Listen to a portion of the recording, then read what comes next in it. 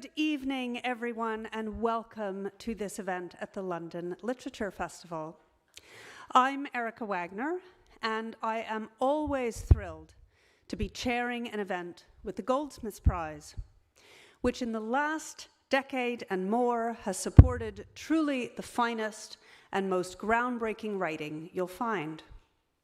This year, for this Shortlist event, we have 3 of the shortlisted authors joining us IRL, as the young folk probably no longer say, and 3 beaming in remotely. On stage with me are Sarah Hall, author of Helm, Ben Pester, author of The Expansion Project, and C.D. Rose, author of We Live Here Now. Colwell Brown, who wrote We Pretty Pieces of Flesh, Yrsa Daley-Ward, who wrote The Catch, and Charlie Porter, who wrote Nova Scotia House, you will see on screen. I was saying backstage, I've decided to forgo long biographies because we all know why we're here. Amy Sackville, chair of this year's judges, described the shortlist this way. These books, in their very different ways, take full advantage of the form's resources and possibilities, bringing to the page startling, refreshing, unsettling ways of thinking and feeling about forms of consciousness, about how we live in the world together and alone, and about what the structures and parameters of that world may be. Slippery, genre-defying, vibrant, witty, and profound, our shortlist of 6 genuinely novel novels embody the creative spirit of the prize. I love that spirit. It's my belief that the Goldsmiths Prize has blasted away worn-out notions about just what kind of books can win prizes or garner a share of a contested and challenging marketplace. Most importantly, the Goldsmiths Prize has shown that there is no such thing as the ordinary reader. Readers are passionate, smart, engaged. The public response to the Goldsmiths Prize shortlist has shown that year after year. So what is going to happen now, just so you know the form of the evening, is I'm going to take my seat, and we're then going to have 6 readings, alternating live and virtual. All technologies are brought to bear this evening from our shortlisted authors. And then the 4 of us who are here in our bodies will converse about the books, and then there will be time for you to ask your questions. And then, hugely importantly, these authors will be signing their books outside. So let's give another round of applause for our marvelous writers.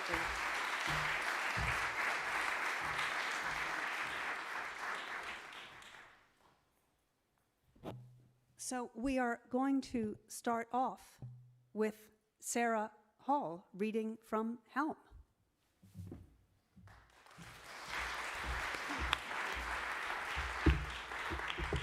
Thank you, Erica. It really is. Very quickly, my book is called Helm. Helm is one of the very many narrators in the book. Helm is a wind.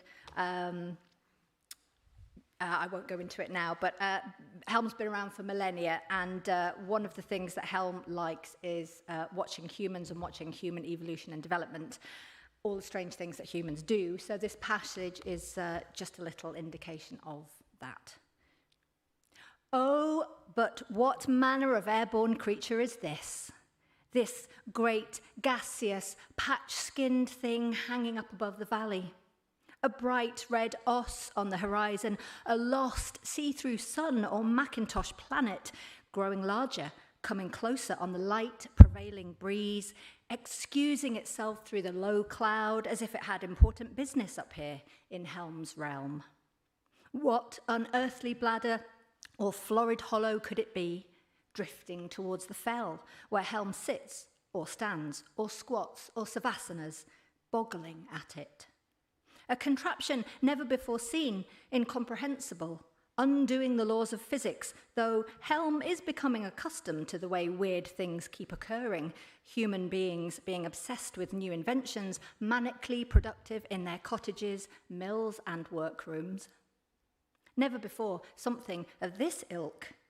A fat diaphragm of papers and silks, declarative in its primary hue, full of hot, fiery ego, its globular materials stitched and stuck together, jellyish, viscous, really quite hideous. With, slung from its preposterous body, a little woven basket containing not the experimental expendable barnyard guinea pigs a la Le Continent, but a man inside it. A man and a woman, sporting fine hats, his tall, hers broad, and adorned with jewellery and lapel trinkets. Laughing, sipping champagne from a couple of coupe glasses, believe it or not. Chin chin. Just look at that view, Claudine. Sublime, Henry. A very dapper pair they are, unlike the usual dirty-shirted, field-gleaning, sheep-shouldering citizens of this vale. Mad aristos who are, irrefutably, flying. They've done it. They've freed themselves from gravity, conquered the exclusive upper zone. Helm's not quite sure how Helm feels about it. There's an unusually unpleasant burning smell coming from the undercarriage, wool and charcoal smouldering in a lethal-looking kettle, hot tongues licking at the base of the new word for Helm, balloon. The woman says it, her voice sharp and silvery as cutlery in the heavens, anxious. Well, who wouldn't be? Henry, darling, is our balloon sinking? Are we descending a tad hastily? Balloon. Balloon. Ooh. We aren't going to wreck, are we, Henry? Claudine has a point. Surely it's a little dangerous, the onboard fire, propelling the flimsy-looking lung of fabric, under which the humans, who are observably prone to plummeting when met with pure, unstructured atmosphere, are now kissing. Goosing, actually, for Henry's free hand is sliding down the staid waist of the fancy frock to the beskirted bottom of Claudine, and groping about its layers, and gathering them upwards to reveal stocking tops and flocked bloomers, while his other hand holds the sloshing coupe. Such is the masculine form of reassurance. Helm, meanwhile, is astounded. Processing, wasn't expecting this business anytime soon. Helm is used to humans swarming about below on terra firma, jumping not very high compared to, say, a lynx or a frog or a buck. Hitherto, they've not had much luck with wings or shoots or floats, throwing things up that rapidly come down, arriving in abrupt mush at the bottom of the cliffs. Ha ha. Who knew that one day they'd learn the trick? Which ingenious inventor fashioned this impossible flying trinket? The clever Scot, Cameron did, having adapted the design from the Montgolfiers. This one's been inflated near Langham, has travelled the length of Cumberland, and is, though novel in these parts, a very imperfect and soon-to-be-defunct breed, replaced by propane and helium-fueled versions. Cameron himself no longer flies, having crashed the previous balloon, having been, full disclosure, dragged 3 miles in a tangle of rope and silk, then tossed off the woven platform and hurled against an oak. Several lower vertebrae fractured, resulting in a stiff-gaited limp plus a nightly dependence on opium. He still likes to send his chums up, though, if they're game enough. The balloon draws alongside the summit of the fell, level almost with Helm. Its basket creaks a fraction under the weight of flesh and bone. The bubbles in the glasses tingle. 1812, imported from Ai. Not a bad vintage, though fusty, a little seamany, thinks Claudine, who may simply be thinking ahead. Thank you.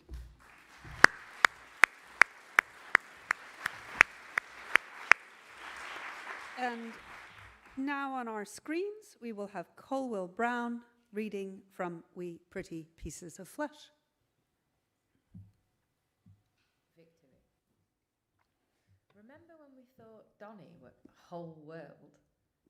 Before we knew we were northern, when we seemed to be central, when we carved countries out at farmers' fields, biking through neck-high rapeseed, cutting tracks. Stalks flattened beneath us wheels, releasing sweet smell of honey and rot, pollen dusting us skin wasp yellow. Bike chain clacking, thighs burning, daring each other to go non-handed. It were a state of mind non-handed. You had to just let go and believe. When Coop's chocolate concrete were a delicacy, when sex facts were currency, dead eyes were a language, when kicking littler kids off backseat at bus were a career. When romance were getting mashed on Smirnoff ice on summer nights by canal stretch of still brown water, lazing on grass in late evening light. So late we stopped believing in creeping dusk. When it were cheeky tinnies guzzled beneath a bale tower that loomed like a ship's mast behind house rows, that was shaped like a sad man staring at his outstretched feet. Time we tried climbing to the top, stalks sticking in us bras and socks, and accidentally set whole fucking thing ablaze with flick of a half-smoked cig. Ask anyone non-northern. They'll only know Donny as punchline of a joke or place they changed trains once on way to London. They'll recall afternoon they were relegated to station platform for 15 freezing minutes, warming their hands round a paper cup cappuccino, waiting for LNER express route to take them off somewhere else, suspecting that if they stepped beyond station doors for a second, they'd be asked by 5 blokes, and at least one bloke would ask twice. All right, love, you got 20p for the phone? No point venturing into town centre, exploring place affectionately described by natives as Dirty Donny, and spitefully described by posher towns as Chav Central, a scowl of scumbags, a collection of small former mining villagers who won't stop complaining about Thatcher, or home at country's worst football team. Some folk reckon Doncaster boasts Kingdom's highest boozer to human ratio, but that's an honour also claimed by residents of every lost borough in England. Any commuter foolish enough to breach station's threshold would backstep sharpish into concourse's promise of elsewhere and thank fuck they didn't get themselves stuck here. If trains didn't have to pass through it, they'd think, Doncaster wouldn't need to be a place at all. They wouldn't know about sleeping in cornfields under stars, nested in makeshift stalk beds, chatting till dawn. They wouldn't know about keeping a campfire burning all night in ancient woods, or tiptoeing back at morning, dodging clumps of bluebells we couldn't bear to trample, or spending a weekend building thrones from smooth boulders we found on riverbank beside waterfalls roar and rush, or us three perched on us thrones, sweaty, knackered, happy, pinky swearing we'd always have each other's backs. They wouldn't know about us parents, time they sang and hugged and cried, dancing on sofa till 4 in the morning. Night Tony Blair's Labour Party got elected, about hope as parents held for a fairer future. Things can only get better. About all of us, how loud we laugh, how sharp we feel, how hard we love, how soft. And they wouldn't know about Donny's still visible chunk of Roman fort, but to be fair, neither did we. We didn't recognise 18-foot stretch of weathered stone for what it was, mossed and grassy, thicker than a body is long. We didn't feel centuries beneath us chilly bum cheeks when we bought 2 litres of cider, spent afternoon sat on that wall getting pissed in us Adidas poppers. We didn't imagine soldiers in leather sandals fighting battles with their iron-tipped javelins. We were too busy fighting our own battles. Remember when we were so young we didn't even have run at Hull Town yet? When big school was universe? When slightest victory made us feel invincible, like as long as we stuck together we could take on any fight and win. Like time as PE teacher said we had to play football with lads. Even though there were only 3 of us, and sleet screamed across school field like a fleet of angry bees. Sight of it from window made chills run through us, even in warmth at changing rooms. Lads had had their growth spurt by then. They all wore shin pads and spiky football boots. We just had us Reeboks, shorts, unpadded shins, naked knees. They jeered when they heard us begging Sir to let us off. "Subweers," they said. "Are you on rag like?" But Sir wouldn't give us special treatment just because we were lasses. We didn't see why Sir got to decide whether we got his teeth kicked in. We didn't understand why we weren't allowed to say no.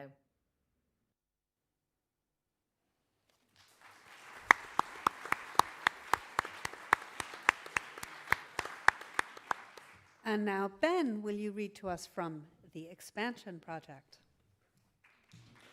Hi. Hello. I can't tell how the sound is from here, so it's all right. Can't hear you. What? Yeah. Okay. It's okay. So this is from a book. I'm wearing this. I'm here. Thanks for coming. I've got 5 minutes, right? So just kill a little bit of it now and then. So this is midway through a chapter where an AV technician he doesn't know if he's talking. That's why I'm pausing. I don't know. He's talking, but we don't know if he keeps questioning whether or not he's actually talking. You'll see. You'll get it. It's all right. Okay. I am sweating again. I hope it doesn't glisten. It's completely odorless. It's going into my eyes and blurring everything. I feel detached, a boy again. I feel like I'm looking at something happening in the past. It's the light, and with the salt in my eyes, I feel like I'm crying, which makes me sad, I suppose. I cannot see clearly. I no longer see the CEO. I see other things in the light, unreal from here in the dark.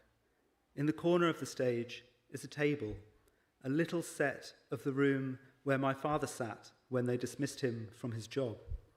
The sun was shining on him, only on him, across his neck, across the creases in his dark green blazer, his jeans.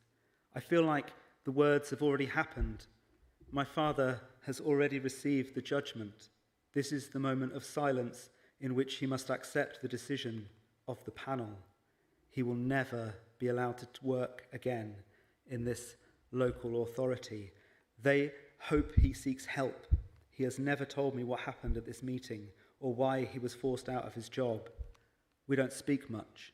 When I think of him in situations like this, on the other side of the divide between dark, where I sit, and the light, where a blinding scrutiny seems to be taking place, stretching out into an unbearable quiet. It isn't him, of course. My father is not here on the stage. It's just a CEO about to make an important announcement about expansion. She is a deity at the plinth, with her bottle of still water that costs £10, and her hair that is glossy and perfume that is like a cloud. But I feel like at any second I will see him, his little shape on the plastic chair, his hopeless glasses. I'm here, Dad, I want to say. I'm here in the silence. Jeremiah just sniffed. Jeremiah's the other technician. He just sniffed. The noise won't have registered on the stage. It's something in the dust. It's been getting up his nose all morning. My back hurts. The CEO is smiling out and around to the audience. She looks back, though she does not focus on me. I hope she can't hear me talking. I don't think I am talking out loud. I have been doing this for a long time, and Jeremiah hasn't hushed me, and yet I go on. She is wearing a pale suit, the CEO. The way the light hits the suit tells you immediately how much money it must have cost.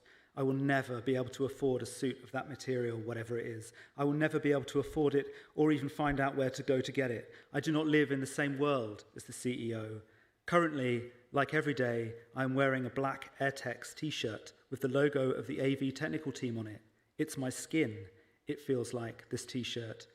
Of the 5 that I own, this is my most new looking, and I wear it on days when I know we have an event in the main auditorium. It does not catch the light in an expensive way. In fact, it cheapens all light that touches it. If you spill anything, no matter what it is, on this t-shirt, it looks like a semen stain. There has never been semen on this t-shirt, but it looks like I have had nothing to do all day but get semen on myself.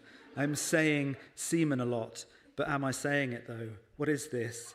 The sound in this room is a mistake. I'm right on the edge of the light now. The light has spread because the video is playing, the video about the values of the company where they all work. I suppose these are my values too, since they bought the company I work for. They've bought everything, so I hear, including this whole business park and the trees themselves and the worms in the ground. They have bought it all. Who are these people? That's the least part of the reason for this town hall meeting, I suppose, to reiterate who we all are. There will be a buffet at some point, like a marriage. My back is really hurting now. There are more videos playing. I look round to see the face of Jeremiah in the distance, just his round head and a look of total concentration. He has just recently got married, and I think I had a good time at the wedding. Great to be around Jay and not in the air techs. Great to be invited and to be made to feel welcome. There were people there who seemed nice, you know, and I couldn't believe the amount of food there was. I kept thinking how much money me and Jeremiah make and wondering how he would be paying for all of this. And since then, on his face, I see that wedding bill. I don't think he paid for it himself, but I think that it is accounted for, that whoever paid for it is accounting for it in some future ownership of Jeremiah's soul. I think his wife's parents paid. I think they consider that he owes them now thousands of pounds, tens of thousands of pounds, and no wonder he looks so serious. I must have drunk 3 bottles of champagne just because it was there and because I didn't know anybody. And at one point, I found myself sat on the edge of the dance floor, just out of the light in the darkness, and people came whirling past me. Someone I might have bumped into earlier would smile and go past. We were in the middle of nowhere, some village that has become a wedding venue, so I couldn't leave. The idea of trudging back to my hotel room felt nauseating, like a waste of the train fare and the hotel bill, but I didn't seem able to connect with anyone really at that wedding, on that dance floor. They whirled past me, and I sat in the darkness just off to the side. If they looked, they'd have seen me, but the same way they'd have seen the chairs, or the crumpled napkins, or the piles of coats. That's the end of that reading.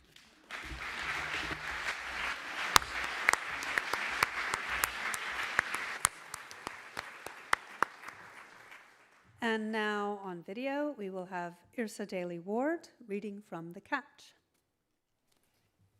Hello, Goldsmiths Prize. Thank you for even considering my book. I'm extremely honoured to be among these fantastic writers. And there is so much need for a prize like this. Thank you so much for including me. And my name is Yrsa Daly-Ward. I probably should have started with that. And my book is called The Catch. And I should explain this book before I read an excerpt. And by explain, I mean I'm going to read the inside cover because that does a better job than I ever can. Twin sisters, Clara and Dempsey, have always struggled to relate, their familial bonds severed after their mother, Serene, vanished into the Thames when they were children, when they were babies actually. In adulthood, they are content to be all but estranged until Clara sees a woman who looks exactly like their mother in Selfridges. The Catch, this version of Serene, aged not a day, has enjoyed a childless life. Clara, a celebrity author in desperate need of validation, believes Serene is their mother, while Dempsey, isolated and content to remain so, believes she is a con woman. As they clash over this stranger, the sisters hurtle toward an altercation that threatens their very existence. And the thing I'll say about this as well is that when Clara makes the run-in with the woman who they think might be their mother, Clara's 30, Dempsey's 30, obviously, and their mother appears to be the same age as them. So I'm going to read an excerpt. It happens after the initial meeting or sighting in Selfridges, and Clara has hot-footed it after the woman, who may or may not be her mother, and broken into her flat, as you do. And this is what happens. I've been here before.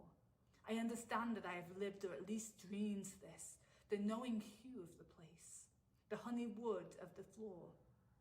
Even the sound of the floorboards feels tragic and familiar. On one wall, I see a glamour picture of Serene, her tall, slender frame adorned in orange and peach feathers. There is so much orange and red and blue. There's a small collection of mirrors on every shelf. In the dark, I catch myself reflected 3, 4, 5, 6 times. The mirrors betray my lips, flaking and white. My heartbeat now quickens. I smell the beast in myself. I take my phone from my pocket to obtain some proof. Dempsey will die when she knows about this. Dempsey will have a heart attack. Dempsey will have to believe me now. I snap the point where the wallpaper meets the floor. Immortal. I snap the wood chip on the wall and the too old to be from this decade curtains. Unquestionable. I snap the photos of her. And then I hear the door close behind me. Sometimes if it's nighttime and I've had a drink or two, I might see shadows that remind me of mice or moving things from the underworld. It's a head trick. It's anxiety, I tell myself. But no, someone is with me in the room. Before I have time to make a decision, I feel a cold thing between my back ribs. Turn around, says the ink voice, or I'll beat the shit out of you. I asked you to turn around, says the voice. But I can't move. My mother's sound, a spell. Quickly, losing patience, she spins me around, and for a second there is just the two of us in the dark, eyeballs shining. I take a chance. I move. She moves swiftly and does a trick with her legs that has me on my back. I lie there trying to take everything in. She climbs on me, her face over mine, using the weight of her head and body to pin me down, and with her elbow under my chin, she forces my head over to one side. I'm going to kill you now, says my mother, in as deliberate a tone as I have ever heard. In the stillness of my body, I feel calm. I study the deep brown nape of her neck, at once exhilarated by how familiar she smells. Earth, smoke, the woods, the trees, as though wild things might be growing inside her. I close my eyes and I wait for it. I hold my breath and I almost hope it hurts. Thank you.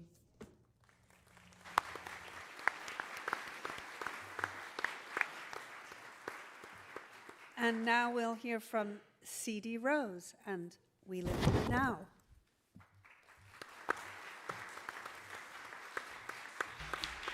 Thank you, Erica. Thank you, everyone, for coming out tonight. So this book is We Live Here Now, which is a book about it's a book about the art world, the arms trade, and the metaphysics of presence, if you will. It begins with a piece about a large-scale art installation, and then continues by going into aspects of the lives of a number of people who were affected by this art installation, such as Silas. Silas is a dealer, mostly in drugs, sometimes in art. He's just bought something off the internet and he's not quite sure what it is. He texted Jazz and Ren and Pav. Ren didn't respond, but Jazz and Pav came over. "What's up?" asked Pav. "I've got to open this box," said Silas. "What's in it?" asked Pav. "I don't know," said Silas. Pav looked at Jazz. Jazz looked at the box. The box looked at Silas. "Go on then," said Jazz. Silas took a step forward and placed his hands on the metal clasps. The box felt cold or hot. He wasn't quite sure. He snapped the clasps and they sprung open. He lifted the lid of the box. "Fuck," said Pav. "Fuck," said Jazz. "Are those?" said Pav. "Yeah," said Silas. "Yeah, I think they are." There were 2 guns in the box. Silas had never seen a gun before, not in real life. "Is somebody sending you a warning, mate?" asked Jazz. "Nah," said Silas. "It's an artwork." "Are they real?" asked Pav. "It's an artwork," said Silas. "Ah, okay," said Pav. "Art," said Jazz. "Not a warning." "Yeah, art," said Silas. but he wasn't entirely sure. "Chicago typewriters, they used to call them," said Jazz. "What?" asked Silas. "Guns in the Prohibition era, gangsters and all that, Al Capone." "Right," said Silas. After Pav and Jazz had gone, Silas picked one up. It was heavier than he expected. He turned it over carefully, not wanting to set it off to see if it was signed anywhere. There was no signature, no writing at all, not even a brand name. Though he couldn't be sure, he thought they were real working firearms. He worried they might be loaded and had seen people on TV and in the movies unload guns just by clicking something on the handle. He couldn't see how to do it and didn't want to click anything in case he set it off. The box was now properly malevolent. Another one is Sweeney, who was one of the key people, somebody integral to the installation of the original art piece, and now unfortunately finds himself rather lost.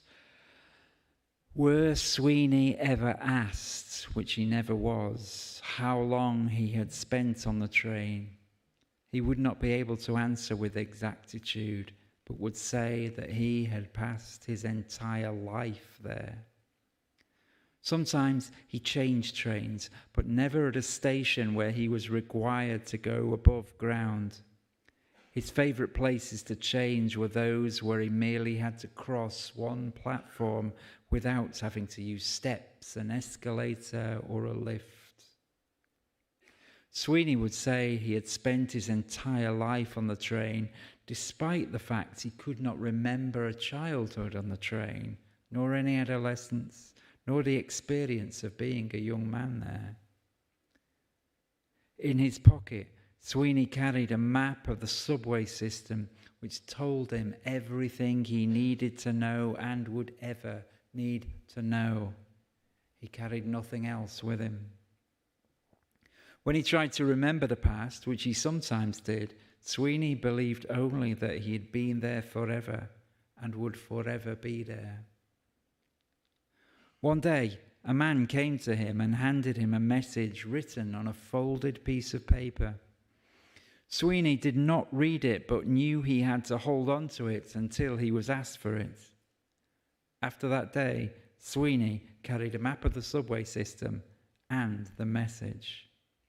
Sometimes memories of another life, not before this one, but alongside it, showed through his memories of being on the train, like an old poster on the wall appearing from beneath a newer one which had begun to peel, or individual threads becoming visible on a worn coat. Such memories, though, were often interrupted by his dreams. Thank you.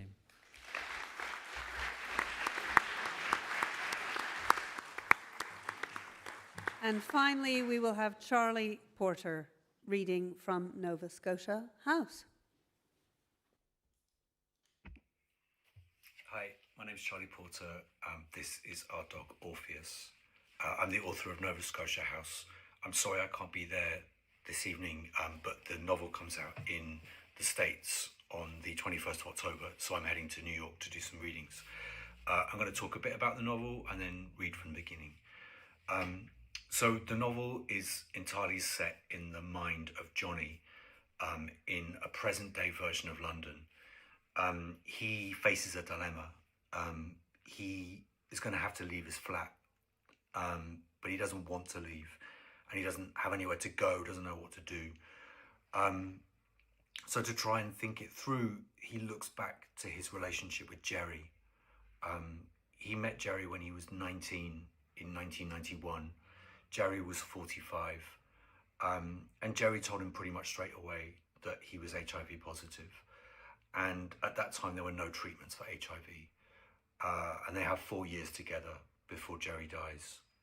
In those 4 years, Jerry tells Johnny everything he can about his youth in the 60s and 70s, and about experiments in living, about queer philosophies, about alternate ways of living that were then jeopardized or even decimated by AIDS crisis. And so the point of the novel is to try and reconnect, to try and thread back to these germinating experiments in living from the 60s and 70s, to suggest ways of regrowing them today, not replicating, but regrowing them. Johnny lives in the flat they shared, flat 1, Nova Scotia House. And that's where we join Johnny at the very beginning of the novel. What I like to do in my books is, in the first 300 words or so, to throw up a scaffold, so it's really clear straight away what's going on. Also, just to say that my non-fiction takes place on the laptop. My fiction is handwritten, and it's handwritten in capital letters. That's so I can read it, because my handwriting's so bad, but also what it does is it allows me to breathe as I write. So it allows sentences to carry on if they need to carry on. There's no kind of anxiety of needing a full stop to finish to breathe. So on the page, the sentences kind of go on, but if I speak them, it kind of just sounds like thought, hopefully. So I'm going to read these first 300 words. Let me sort through who I am. Won't take long. Paintings by Jerry. Some books that don't depress me. Furniture is Jerry's, mostly, made by his friends. 2 pairs of sneakers, a pair of boots, 2 coats, a waterproof and a duffel, back of the door. Mine, not his. Jerry's diaries are upstairs, our letters, our paper trail. It is safe. Stones and stones and stones on shelves. Stones to remember a beach or a time and brought home, and they become a stone on the shelf. No memory of where it was from or when, just stones. I'm so used to the stones, I see them and I don't see. Not seeing is more than seeing. This room is open plan and nothing really, and I like that nothing. I come in and there is the kitchen, and there is the lounge, and there is the door, and there is the garden where I grow what I can to eat. It is all the same, and one is the other, and this is how I like things.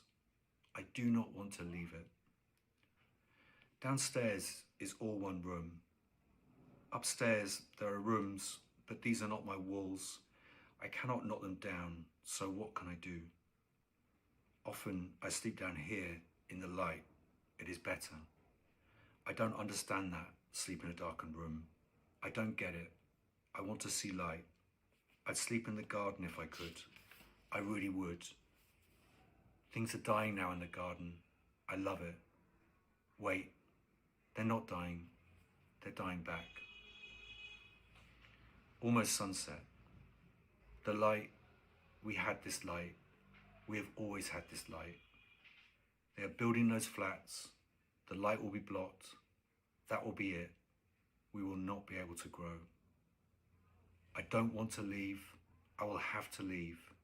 I can't leave. Can I stay here? Why stay here? I don't want to think about it now. I don't want to think. What can I do? Wait, there's more to crop. I miss those tomatoes. End of the season that never ends. I want a beer, and I want that guy to come over, and I know he won't come over, so why do I bother when I know he won't be coming over? He comes over when he wants to come over, and never at my call. It's such a game. Let's look and see if he's on. Yeah, he's on. Yeah, he's ignoring me. The game is the game. What is the game? Can I get out? Do I want to get out? Can I try? Wait, somebody else. Looks okay. Okay, he's all right. Okay, he knows what he wants. Yeah, okay, why not?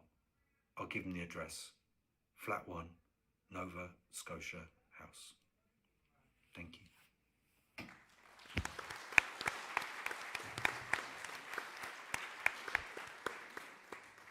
Well, how terrific to have those vivid glimpses of the very different worlds created in all of these 6 books. And as I said, the three of us, the four of us, I can count, we'll chat for a bit, and then you will have time to ask your questions. I think I'll start by asking a kind of general question about this prize and about the form of the novel, because the Goldsmiths Prize rewards adventurousness in form, in taking what we think of as the novel and pushing against its boundaries. And I'm curious to know whether when you all sit down to write, that is something you think about, how you think about the form in which you're constructing your different worlds. Who wants to start? CD, do you want to start? Chris, by the way. Please call me Chris. It's a very good question, Erica. I don't think of myself as deliberately trying to challenge the form of the traditional novel. It's just that the form of the traditional novel has never been, isn't something that interests me that much. It just depends on the story that comes out, the story that you want to tell, and finding what will be the best way, or the best way I can put that story into, or that description, or that whatever it is, into words onto a page. And that doesn't always mean that it'll be beginning, middle, end, start with a character, although sometimes that might be the way it comes out. I don't think of myself consciously as doing this. It just happens. It just happens. The way it comes out is the way it comes. It's finding its own, it's making its world. Ways of being told, I think, for me. Sarah, what about you? Yeah, similar to Chris. I mean, often it's about sort of waiting for a narrative voice, like tuning a radio. Something will, there's a lot of static, and then something will come in and it'll have traction and stick, for both short stories and a novel. The problem with Helm, it took so long to write because I was in some ways trying to force stories into a conventional form, and it, over a couple of decades, I was trying to find a way to talk about this named wind, which has been around for millennia. And it was only when I stopped trying to force things and just thought, I'm going to include rather than exclude. I'm not going to try and overly shape things. It'll be a big storm of telling, and that'll suit the spirit of the entity that I'm talking about. It was only giving myself that freedom to kind of include different stories and portraits of the wind, to try and take in this biography of a natural phenomenon, which might now have an end date because of climate change. Pictures, calculations, ways, perspectives on meteorology, and thinking about how we define something in nature, the whole book began to come together. And then, of course, the idea that if you're telling a biography, maybe the person or the thing that you're telling it about should have a voice too.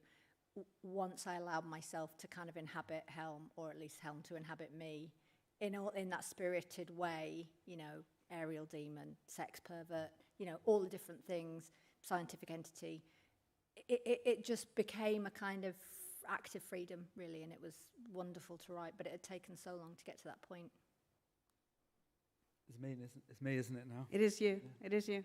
It's unavoidable. I like that form like that exists, the kind of expected. Like, you don't really know what it is, the expected form of a novel, but people sort of, there's a sense that it's there. It's like, there's no point in being sort of naughty or the class clown if there's no school or there's no classroom. You know what I mean? So there has to be the concept of it there to kind of mess around within. And I think probably don't consciously sit down and go, right, I'm going to destroy form or whatever. Like, I don't have that impulse, but I do definitely get to a bit when I'm writing and think,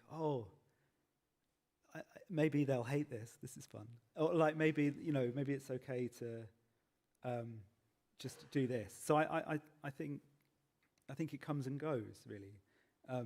That's the point of writing the way that we're writing. Like, I would love to read Sarah Hall's like vampire genre novel, but it doesn't exist because we're right. Well, oh my God, it does. Watch this space. Who are you really? But yeah, so I think maybe we're all writers, and maybe this prize is for writers who do want to just try and say something or try and point out. I think I'm definitely always just trying to point out how odd something is, or like, look at this, isn't it weird?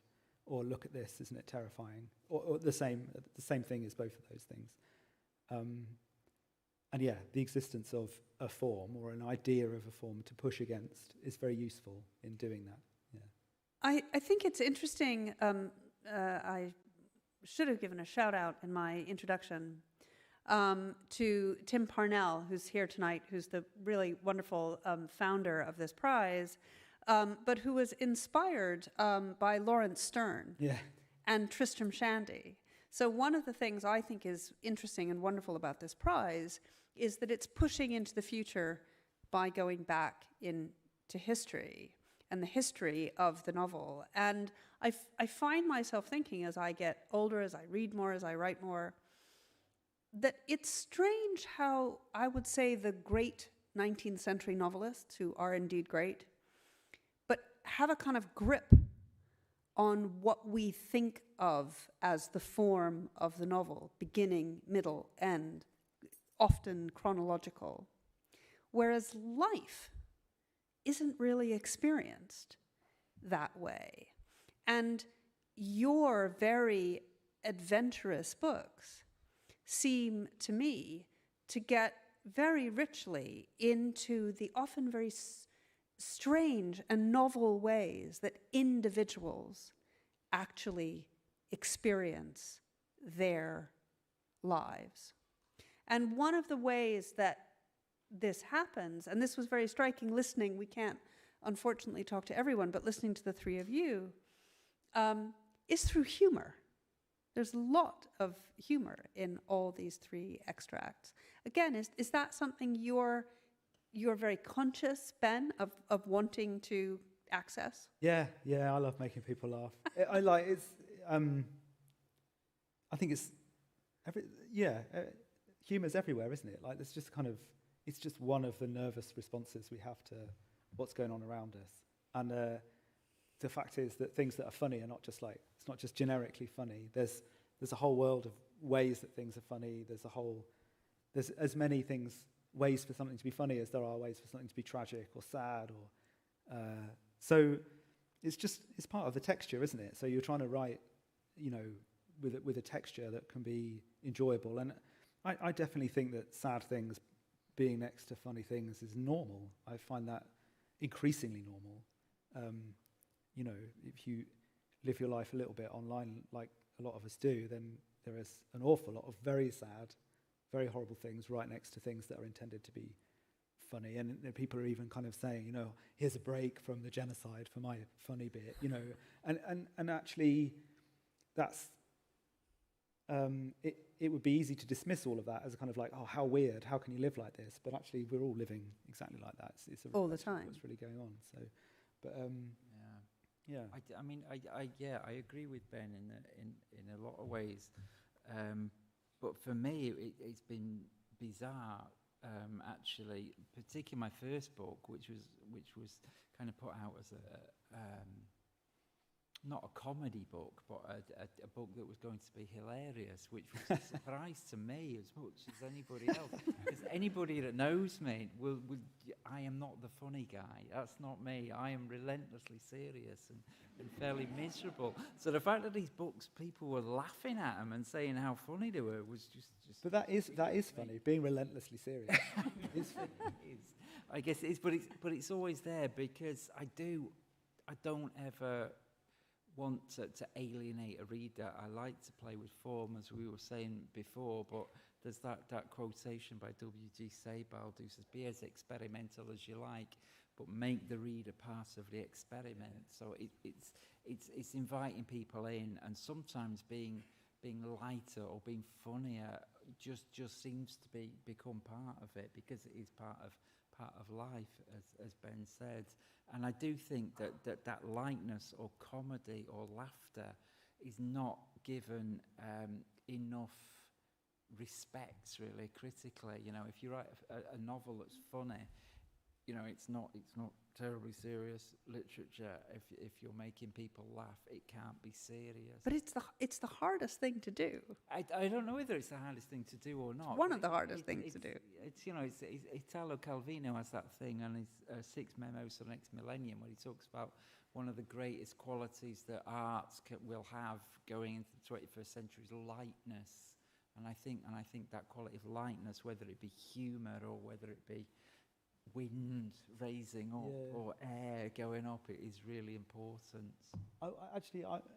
Sarah, do you mind if I ask, like, when you were writing Helm, like you described that it got easier when you let go of those, did humour come into it then? Was that when it started to be, because it is funny? No, definitely. I mean, you can't really write about a wind without thinking about aeration and levity and fart jokes and, you know, and like, I suppose if you're going to create like a puckish narrator that's looking at you, because one of the other problems with the book is human time for Helm is just tiny. It's tiny on planet Earth, and all these stories are going on at the same time. It's sort of like a funny little firework.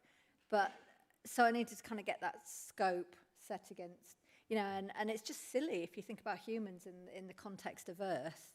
It's just very silly and small in some ways, although also very, you know, destructive, and there's quite a lot of effect that we've had. But it was just finding that humour, and I am not known for humour in my writing at all. I think, you know, there's quite a lot of darkness in there. So it was a little bit frightening for me to attempt some jokes. There's been a bit of a north-south divide on whether they've landed. No, they weren't. It's a funny book. Yeah, okay, thank you. But yeah, that was part of the freedom, just thinking.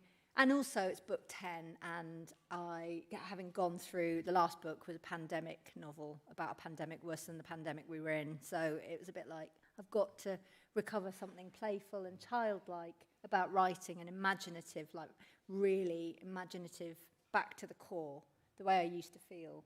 And I just wanted to kind of bring that in. And how do you write about climate change without people wanting to throw themselves out the window? You've got to find a way of making it antic in some way. So the voice of Helm is antic. To be the climate, that's the way.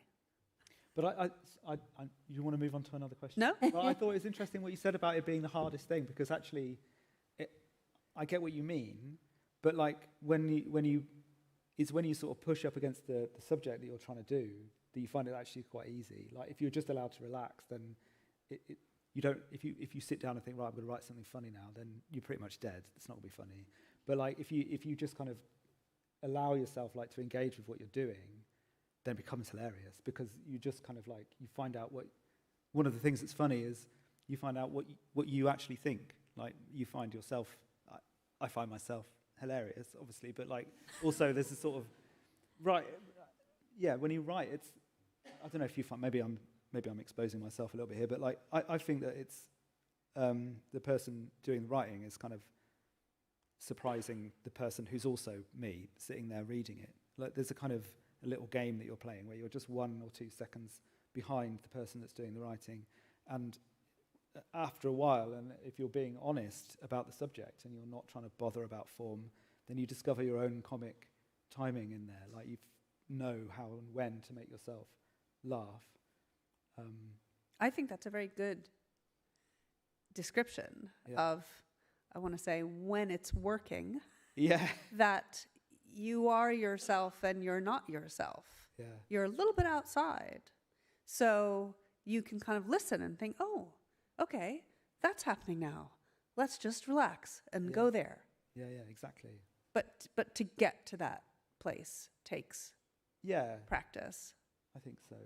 Well, honesty. I don't know. Honesty, yes. I'm too lazy to admit to practicing things. I don't, I just kind of, it's always late and it's always at the last minute. But that's the way. I'm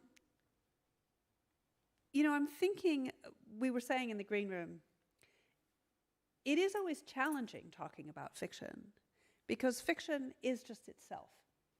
So we have to, everything you need to know, really, it's great that we're here, but everything you need to know is in these fantastic books. So you must buy them and have them signed.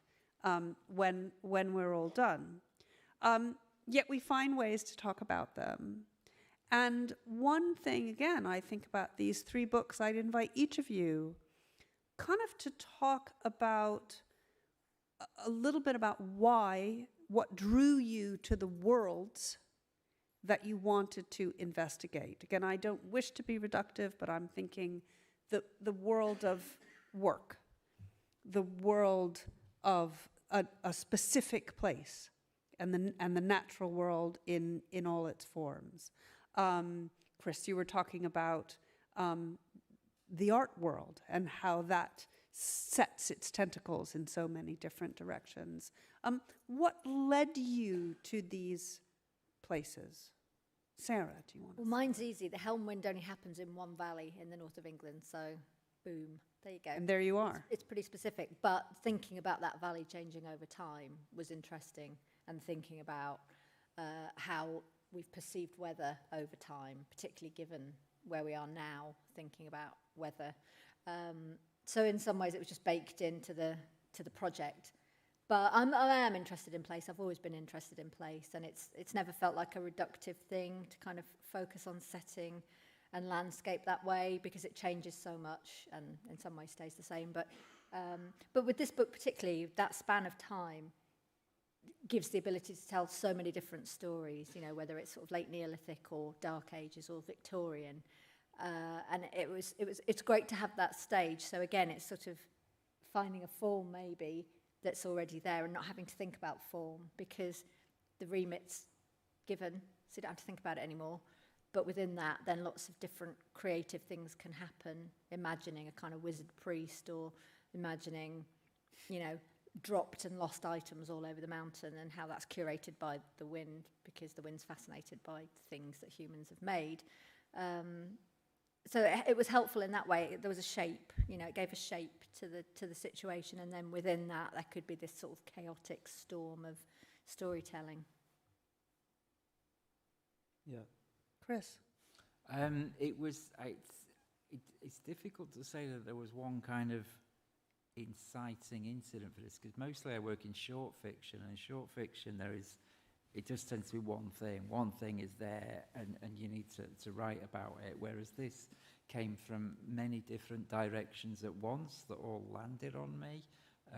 And what was really helpful was Olga Tokarczuk, the Polish novelist, has this idea of she's called some of her books constellation novels, which just have like different parts which recur and come back and kind of float around each other. And so it was reading her idea of that which helped me find that the form of this thing in some ways. But then particularly it was listening to an artist called Jill Gibbon speaking about her work, and she's a fascinating artist, and she goes around arms fairs, like the massive I can't remember the name of it. She's been on recently in London, and she kind of manages to sneak her way in and does drawings of what's going on there. And listening to her speak about her work, to me, brought together these two different worlds, and thinking about her work as an artist, about the arms trade, and then about these weird, massive international art fairs like Frieze and stuff that some of you might know about, and how similar they are and how different. And then I kind of went into that weird, like, kind of brain thing. It's like, oh my God, they're all connected. And just as I was starting to write this down, the pandemic happened. And then, like a lot of us, I think, we went a bit mad. And so there's a lot of people going quietly mad in this book while thinking about the art world and the arms trade and everything going like that. So that's kind of where the book came from, really, if that makes sense. It does. I'm not really sure how to follow that. Make a sound effect. Yeah. Yeah. I can't do that. What's the sound effect for your book? So jealous of that noise. Honestly, just my droning voice. That's all you're getting. So I didn't really even introduce my book, but it's sort of about, it was on purpose, figure it out. But it was about work a little bit, and it's also about reality, like whether things are really happening or not really happening. And how did I come to write about that? So I think I spend a lot of time at work, and the rest of the time I spend like a lot of people with kids, I spent with my kids. So it's a book about being at work and being with your kids. And then just about how, I don't know, I feel as if all of the writing I do is just literally just asking the same question again and again of just like, does anyone else, have you noticed how weird this is? Have you noticed how strange it feels? Like, I was trying to think of what I might say earlier, and I couldn't think of anything appropriate or good. So like, I was sort of thinking, you know, when you're at work and you end up in different streams at work, like different things. So you go around your day at work and you might see other people who you don't work with, but you see them around the place. And there's other men who also go for a poo at 11 o'clock. I mean, I'm sort of in their team. Like we've got this kind of weird, and you know, so you can just ignore that. You can just ignore it, and it'd be awkward, or you sort of might publicly say it for some reason. But like, but also like, what is happening? Like, is this a food thing? What is this? What have we been? Or are we just both get really anxious at 11 o'clock? You know, is it nerves? Like, we've had our 9 o'clock and our 10 o'clock meeting, and that's it. We're nerve-wise, we're done. Just not coffee related. More. But yeah, it could be diet. It could be diet, but I also think those guys. But so I suppose it's maybe I write by focusing on stuff like that, and then I see where it goes. It's not in my book. It's not in my book. I don't know why I've said it. I was thinking, so that's also a kind of writing, isn't it? So I didn't have to write that down. I had an idea, and I felt weird about it, and then I thought, what if I publicly revealed that? And then I did, and now we're here, and it's all right. Here we are. You know, and I could send that. And now it's time for audience questions, so we'll see where that goes. So can we bring the lights up, actually, a little bit so we can see you? There you are in all your glory. And are there microphones, or do people just want to shout out? Yes, there is a microphone. That's exciting. So if you have a question, raise your hand, and I will try to see you. Yes, there's someone right there. Hi. Going with, I really want to say Mr. Pester for some reason.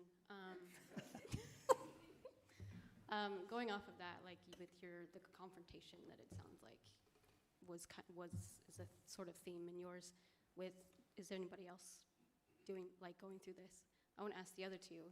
Were you confronted with any kind of like reality check or any kind of perspectives that you had? Did your writing confront you on anything? Like a little bit of autobiography, maybe, in your work. So were we confronted with a reality check? Yeah, just something like Ben, with working, we all do, like we all have these thoughts. Does anybody else have the thoughts? Does anybody, Something that you confronted in yourself Yeah.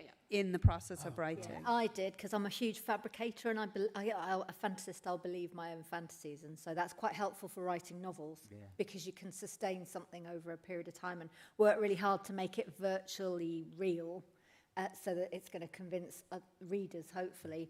And some of the stories in Helm are about how real your perspective is of the world. So there's one girl who's suffering from mental health problems who can actually see and interact with Helm. And this is great for Helm because Helm's always wanted a human friend. But, she's treated for it because the rest of the world considers her to be unwell. And she loses this ability to kind of see the world in a particular way. And I don't know, there's something about when you're writing, having to see the world in a particular way and really believe it in order to write it. So I was trying to, I don't know, just address where those boundaries are fairly blurred for me, which isn't always great in life. That sounds a bit stalkerish, but it's not. It's just, sometimes it's hard. I don't know if the other writers feel this way. I know there are writers in the audience as well, that you are so immersed in your own world that it becomes, it is your world as well. And that's quite an unsettling realization when you're actually putting that notion down on the page. So for me, it was about realizing just how porous that line is for me, and also what terrible things people did in the Dark Ages as well. That was fairly horrible. So there was some confronting research, but that's a bit of a boring answer. So I'll go with the first one. Yeah, mine was more existential. Really, it was. I mean, if it's that crisis about confronting yourself, then some of this book, like Ben was saying, it was like, has anybody noticed how weird this is? And that was basically the kind of the motive thing of this book as well, which what his original intention was to be about life today, which obviously is impossible to write about. So just tried to take these focuses of it, but it is about presence and who's there, and how do I know you're there, and how do I know that's really your voice, and how do I know that's really you, and who is speaking, and who are you, and at that point, who am I as well? Am I really me, or am I just somebody else who's speaking? So I kind of went down that weird rabbit hole, and that was a bit like scary at some points. So that was the disturbing thing about writing this book for me. Yeah.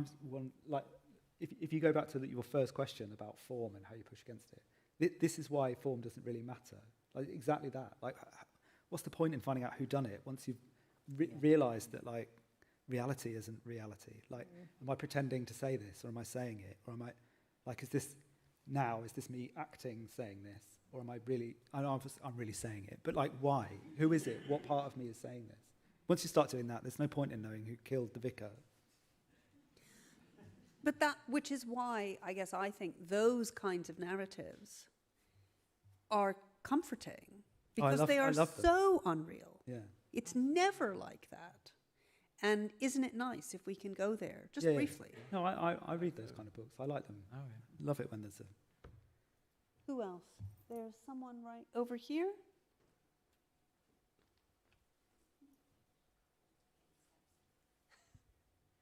I wanted to ask about all of the other people that made the book a reality, so agents, editors, publishers. How easy was it to find the right group of people to work with, and has that been like a long-term project to find those people? That's such a good question. I mean, I could give you an answer that's about 20 minutes long for this and tell you the whole story, but I can't, unfortunately. I went through the whole kind of mill of being a proper writer and doing an MA in creative writing, blah, blah, blah, blah, blah, blah. Didn't come to anything, gave up, started again, found a brilliant... Well, started putting my stuff out on the internet, just on my own, thinking nobody would read it. Found a really good, small, independent publisher who said, hey, we want to publish your books. And I was like, nah. And they said, yeah, they insisted. And so I've stuck with them for 5 books, and that's been great to find a small, independent publisher who I think are doing most of or a lot of the most interesting work in publishing innovative writing today. Finding the right group of people to be around you is incredible. Finding somebody who gets you and who is a writer like you, those people are as rare as hen's teeth. And if you find somebody who gets what you're doing as a writer, stick with them, hold fast to them. But I did find a good publisher. I found a couple of really supportive people. Mr. Andrew Gallix, who also wrote a brilliant novel this year called Lauren Ipsum, which unfortunately isn't on this list, but if you do get a chance to read it, finding that champion, that one person who's going to support you is magic. And a good editor. Everybody needs a good editor. I don't know if the others agree with me. Yeah, great editing. I've had a brilliant editor all the way through. Really only worked with 2 editors in the UK, and they've both been fantastic. And just finding somebody for that exterior perspective.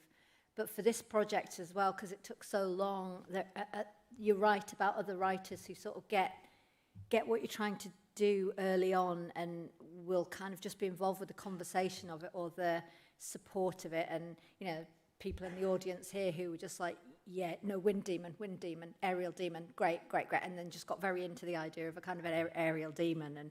And it's bizarre because then you're sort of bonding over demonology, which is weird, but it's things like that, or just conversations with other people who are really good readers as well, and just trying to figure things out, all that kind of mulch territory of writing, which is not necessarily the words on the page, but just making the kind of dirty compost from which it's all going to grow up.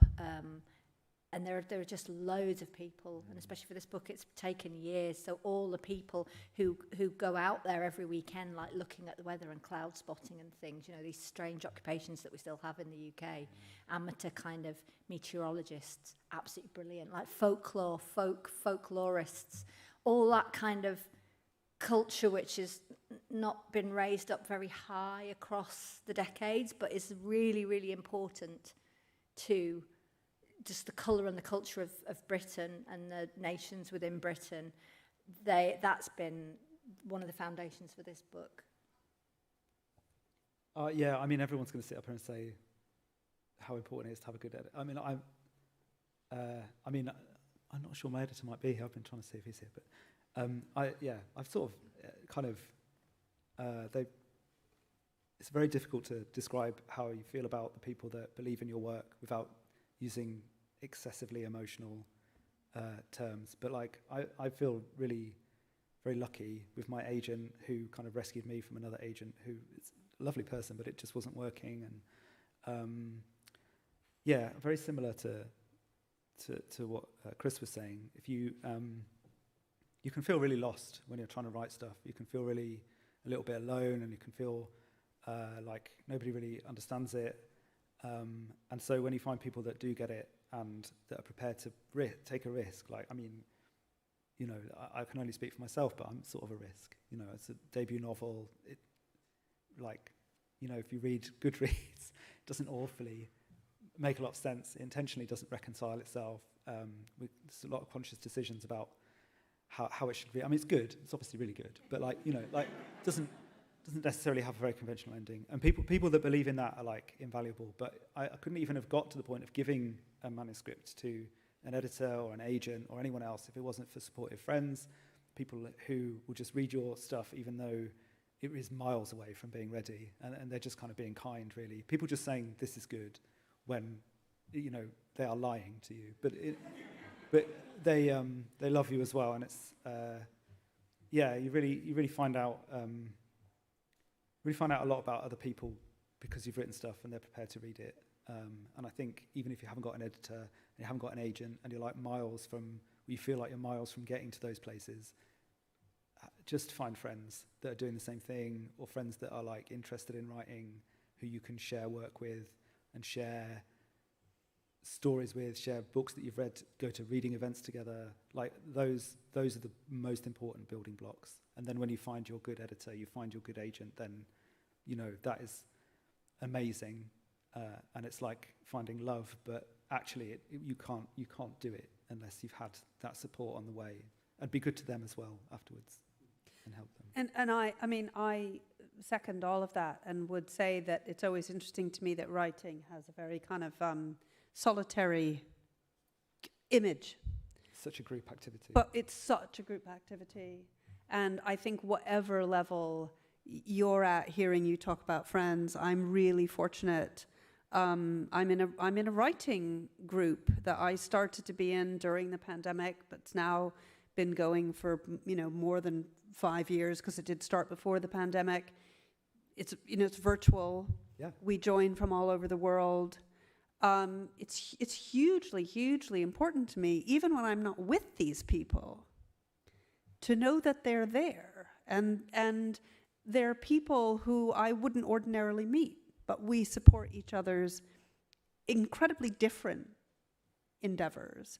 And so I think whoever you are and whatever level you're at, you can really look for those kinds of communities and seek out those kinds of communities. Great question. Who else? Anyone else? We've got time. There's someone kind of at the back, at the edge there.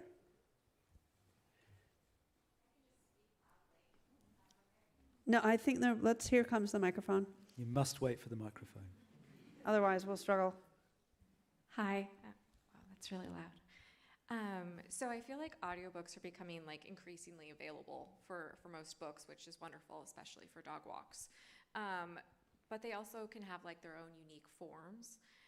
So as you've all been so creative in your novels, have you thought about how you'd want to see your stories like portrayed in an audio format? And if so, do you feel like audio can similarly capture like your vision? That's interesting. Audiobooks, feelings about audiobooks. Well, I find... Shall I speak about audiobooks? Go for it. I don't want to speak when other people have got something good to say, because I've only got what I've got to say.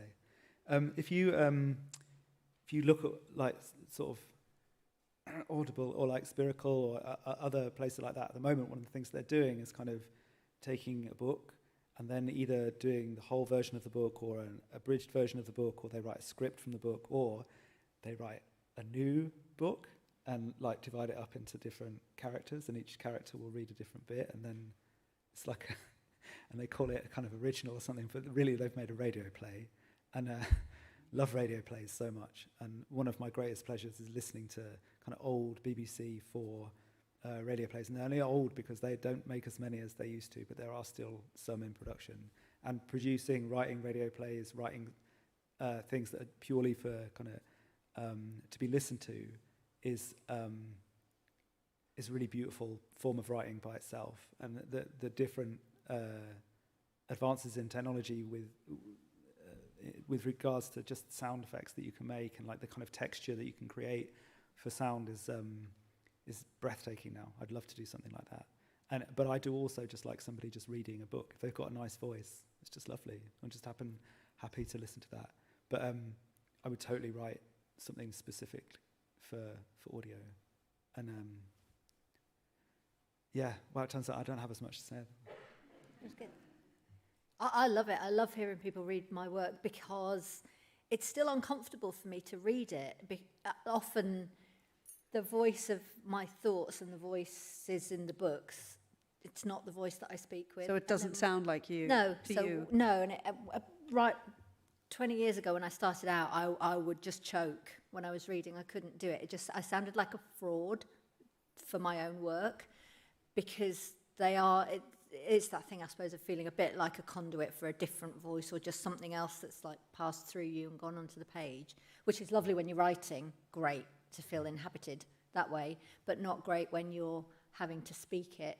And so I still really like to hear other people speaking it because it just sounds like they've understood what that voice is and they've got it and I can't. So I've always loved it, unless they're, terribly wrong accent when they're reading it or something like that. But I've always actually been I don't listen to podcasts. I don't think I've ever listened to a podcast in my life, and I've never listened to an audio book, although I understand how important they are for people and the validity and the use of them.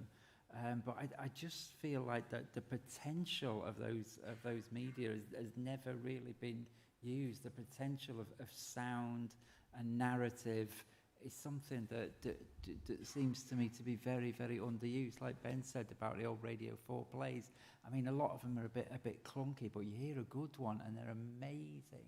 I think Angela Carter wrote a couple of radio plays. Yes.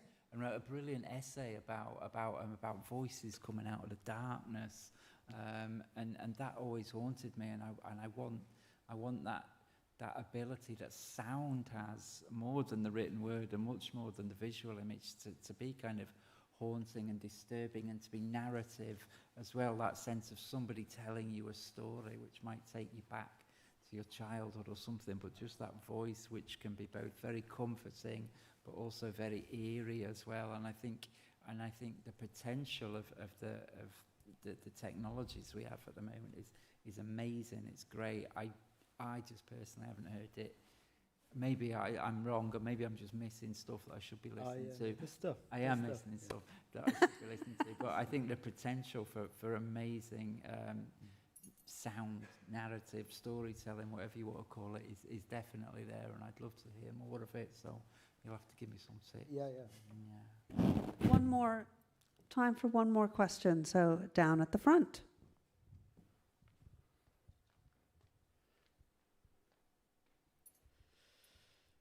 Thank you. And it was really heartening hearing what you were saying about writers' groups and the support of friends as a writer. And it was really nice to hear your stories about you working up to becoming writers. I don't know if it's much of a question, just an observation, that with the exception of Chris's novel, it's all voice-driven narratives, so that it's all first person and it's very immersive. And I just was reflecting on how that has maybe creates the form for you, writing within it. And that's what's... And I wondered if you distrust that more of an objective voice. I know that you were writing with that voice, Chris, and there's a bit more of an objective, authorial voice in your extract. But I just wondered if there was... I don't know, why that choice happened, or did it choose you, or whether you just didn't trust having something a bit more more kind of omniscient and omniscient, yeah, exactly, narrative. rather than, because I noticed that 5 out of 6 were all very immersive. You were locked in that psychology or that voice. So yeah, is that a question? I don't know. If it's a question. Yeah, it's about voice. When we look I think at it's each other, we're trying it's to work about out. voice and how you find. I think it comes back to the very first thing we talked about, and I think what Sarah said is just it's about finding the voice of the story, and it is almost like once it starts to take shape, you can almost hear that person speaking to you, or the sound that this story should have. Is that kind of what you were saying? Yeah. No, that's absolutely right. Yeah, that's how it is for me anyway. And then finding, because everything in Helm is third person. There's no first person in there. So it's about finding that kind of intimacy of an interior to a character, but also being able to observe it from the outside, which is an odd dissonance, isn't it? To try and, create that dual position for telling a story.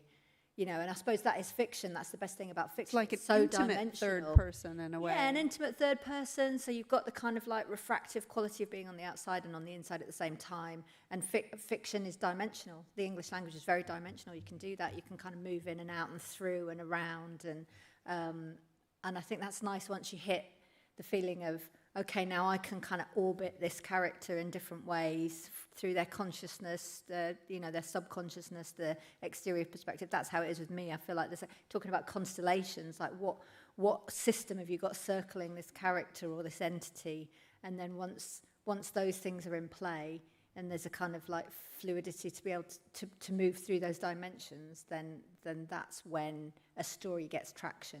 Anyway, for me, anyway. Well, on that note, please join me in thanking Ben and Sarah and Chris, and also the writers who aren't here, and the Goldsmiths Prize. Thank you, Erica. Thank you. Thank you.